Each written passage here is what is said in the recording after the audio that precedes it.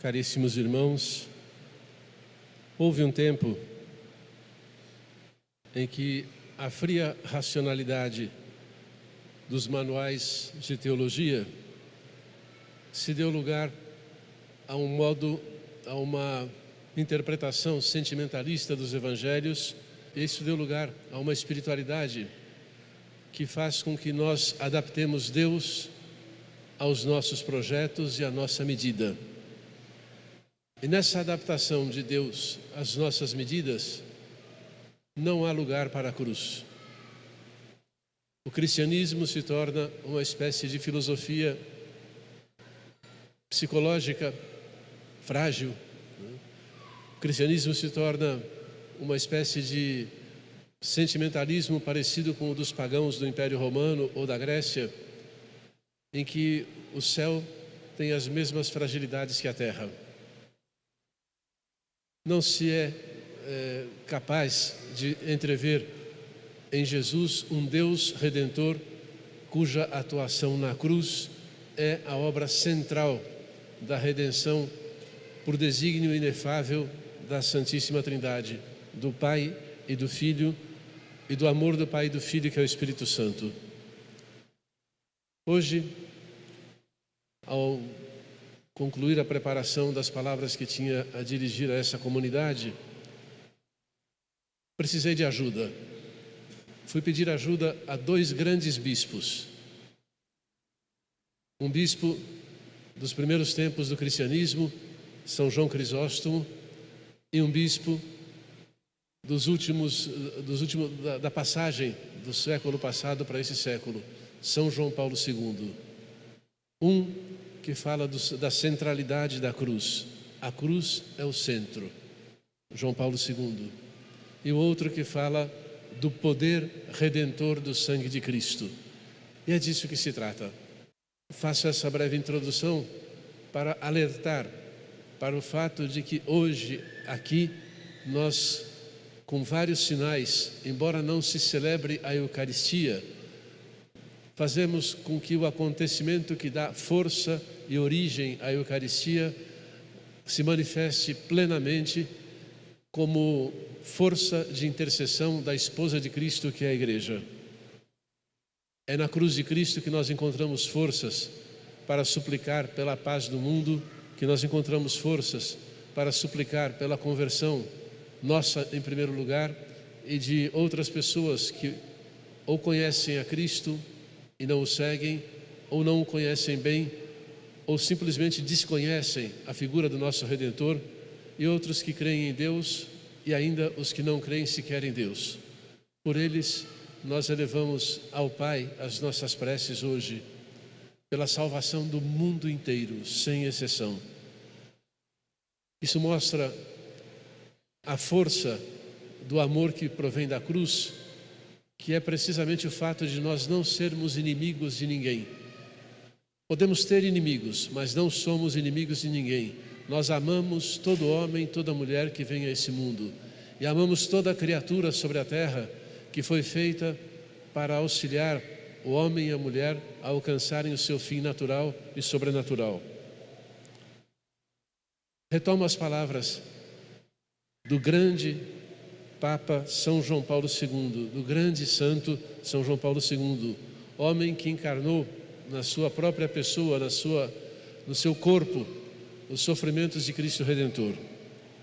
Dizia ele na encíclica Divisi Misericordia: os acontecimentos da Sexta-feira Santa e ainda antes a oração no Getsemane introduzem mudança fundamental em todo o processo de revelação do amor e da misericórdia na missão messiânica de Jesus. Aquele que passou fazendo bem e curando a todos e sarando toda espécie de doenças e enfermidades, mostra-se agora Ele próprio, digno da maior misericórdia. E parece, quando vemos Jesus crucificado, Jesus carregando a cruz às costas, parece que Ele mesmo suplica, apela para a nossa misericórdia. Apela para a nossa misericórdia quando é preso, ultrajado, condenado, flagelado, coroado de espinhos, pregado na cruz. E quando expira, no meio de tormentos atrozes. Sim, o misericordioso nos pede misericórdia. É então que ele se apresenta particularmente merecedor da misericórdia dos homens, a quem só fez o bem, mas não a recebe. Até aqueles que mais de perto contataram com ele não têm a coragem de o proteger e arrancar da mão dos seus opressores. Na fase final do desempenho da sua função messiânica, cumprem-se em Cristo as palavras dos profetas e, sobretudo, as de Isaías, proferidas a respeito do servo de Javé. Fomos curados pelas suas chagas. As chagas do misericordioso, do bom samaritano celeste, nos curam e ele, no entanto, não contou com a nossa misericórdia. Cristo, enquanto homem, que sofre realmente e de modo terrível no Jardim das Oliveiras e no Calvário, dirige-se ao Pai, aquele Pai cujo amor ele pregou aos homens e de cuja misericórdia deu testemunho com todo o seu agir. Mas não lhe é poupado, nem sequer a ele, o tremendo sofrimento da morte na cruz. Diz a Escritura: aquele que não conhecera o pecado, Deus o tratou por nós como pecado. São Paulo resumia assim, em poucas palavras, toda a profundidade do mistério da cruz e a dimensão divina da realidade da redenção. É precisamente, irmãos, a redenção, a última e definitiva revelação da santidade de Deus, que é a plenitude absoluta da perfeição. A plenitude da justiça e do amor, pois a justiça funda-se no amor, dele provém e para ele tende. A cruz de Cristo sobre o Calvário surge no caminho daquele admirabile commercium, daquela comunicação admirável entre Deus e o homem, que encerra o chamamento dirigido ao homem para que, dando-se a si mesmo a Deus e oferecendo consigo todo o mundo visível, o homem participe da vida divina e, como filho adotivo, se torne participante da verdade e do amor que estão em Deus e que provém de Deus. A cruz é o modo mais profundo de a divindade se debruçar sobre a humanidade e sobre tudo aquilo que o homem, especialmente nos momentos difíceis e dolorosos, considera seu infeliz destino. A cruz é como que um toque do amor eterno nas feridas mais dolorosas da existência terrena do homem. É o cumprir-se cabalmente do programa messiânico que Cristo um dia tinha formulado na sinagoga de Nazaré e que repetiu depois diante dos enviados de João Batista. No centro deste programa, do programa messiânico de Jesus, está sempre a cruz, porque nela a revelação do amor misericordioso atinge o ponto culminante. Enquanto não passarem as coisas antigas, a cruz permanecerá como lugar a que se poderiam aplicar estas palavras do Apocalipse de São João: eis que estou à porta e bato. Se alguém ouvir a minha voz e me abrir, entrarei em sua casa e cearemos juntos, eu com ele e ele comigo. Deus revela também de modo particular a sua misericórdia quando solicita o homem, por assim dizer, a exercitar a misericórdia para com seu próprio Filho, para com o crucificado. Cristo, precisamente como crucificado, é o Verbo que não passa. É Deus de Deus, luz da luz, Deus verdadeiro de Deus verdadeiro. É o que está à porta e bate ao coração de cada homem, sem de modo algum coartar a liberdade, mas procurando fazer irromper desta mesma liberdade o amor que liberta. O amor que não é apenas um ato de mera solidariedade humana para com o Filho do Homem, mas também, em certo modo, uma forma de misericórdia manifestada por cada um de nós para com o Filho do Eterno Pai. Da cruz, do Cristo pendente da cruz, do seu lado aberto, brotaram, jorrando sangue e água. E a Igreja sempre viu nesse jorrar o sangue e água do lado de Cristo o seu próprio nascimento, o nascimento da Igreja a partir dos tesouros mais preciosos que Cristo entrega aos seus discípulos, os sacramentos. Do sangue derramado na cruz, nasce a esposa do novo Adão. E aqui empresto minha voz a São João Crisóstomo. ele, dirigindo-se à sua comunidade, aquela grande comunidade de Constantinopla, diz assim: queres conhecer o poder do sangue de Cristo? Voltemos às figuras que o profetizaram e recordemos a narrativa do Antigo Testamento. Imolai, disse Moisés, um cordeiro de 1 ano e marcai as portas com seu sangue. Mas o que dizes, Moisés? O sangue de um cordeiro tem poder para libertar o homem dotado de razão? É claro que não, responde ele. Não porque é sangue, mas porque é apenas figura do sangue do Senhor.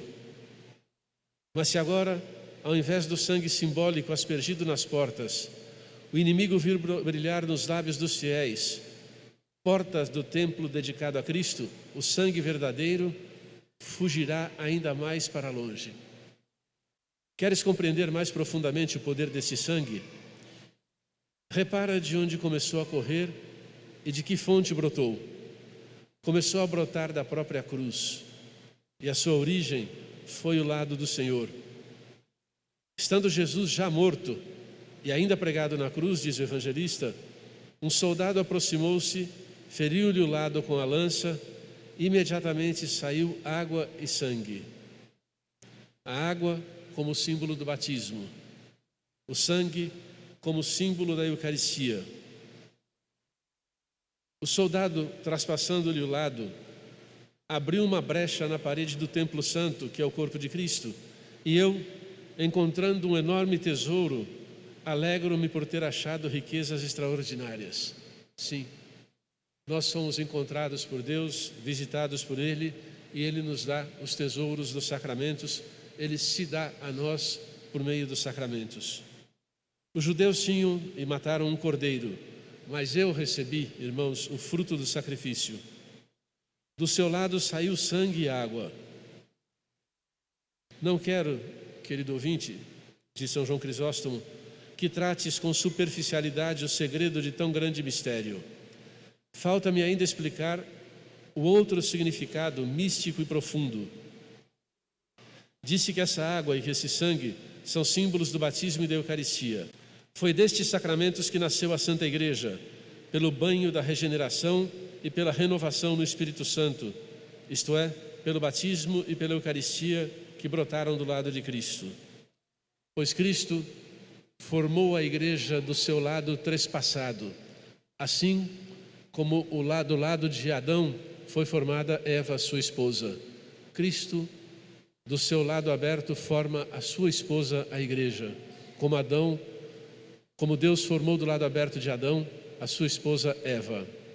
Por essa razão, a Sagrada Escritura, falando do primeiro homem, usa a seguinte expressão: osso dos meus ossos e carne da minha carne, que São Paulo refere, aludindo ao lado de Cristo. Pois assim como Deus formou a mulher do lado do homem, assim também Cristo, de seu lado aberto, nos deu a água e o sangue para que surgisse a Igreja. E assim, como Deus abriu de Adão enquanto ele dormia, também Cristo nos deu a água e o sangue durante o sono de sua morte. No grande sábado da morte de Cristo, nasce a Igreja. Continua Crisóstomo: vede como Cristo se uniu à sua esposa. Vede com que alimento nos sacia. Do mesmo alimento nos faz nascer e nos nutre. Assim como a mulher, impulsionada pelo amor natural, alimenta com o próprio leite e o próprio sangue o filho que deu à luz, assim também Cristo alimenta sempre com o seu sangue aqueles a quem deu um novo nascimento. Daqui tudo nasce, irmãos.